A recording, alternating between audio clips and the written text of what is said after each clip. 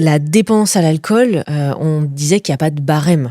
Par contre, d'arrêter totalement, est-ce que par rapport à la cigarette, il y a des personnes quand t'arrêtes, ou tu replonges souvent? C'est quoi un petit peu ce que tu vois? Souvent, au départ, il y a ce qu'on appelle des rechutes. Moi, j'appelle pas ça des rechutes, j'appelle plus ça des faux pas. Mais en effet, c'est pas évident d'arrêter d'un seul coup, puisque le faux pas va permettre justement d'arrêter plus facilement, dans le sens où quand on a ce faux pas, quand on est accompagné, on va l'analyser et s'en servir justement pour rebondir. Parce que les personnes qui s'impliquent vraiment dans une démarche d'arrêter, quand elles reboivent, c'est une catastrophe, parce qu'elles ont la culpabilité, la honte, puis elles s'aperçoivent de ce qu'elles perdent, parce qu'elles ont vu ce qu'elles avaient gagné. Et donc c'est encore plus dur, parce que quand on boit régulièrement, on voit pas ce qu'on perd. C'est tellement difficile. Et donc du coup, quand tu arrêtes, j'imagine que les personnes qui retombent se rendent compte de ça. Tu te dis, ah bah tiens, regarde, je suis dans un état comme ça, juste avec un verre. Alors, non, parce que le cerveau est bizarrement fait, c'est que le niveau où on s'arrête, quand on reprend au même niveau. Ah ouais, ah oui, d'accord. Donc quelqu'un qui buvait 2 bouteilles de rosé par jour, elle va s'arrêter pendant 10 ans, elle va reprendre à 2 bouteilles de rosé par jour. D'accord, ah ouais, donc ma théorie était fausse.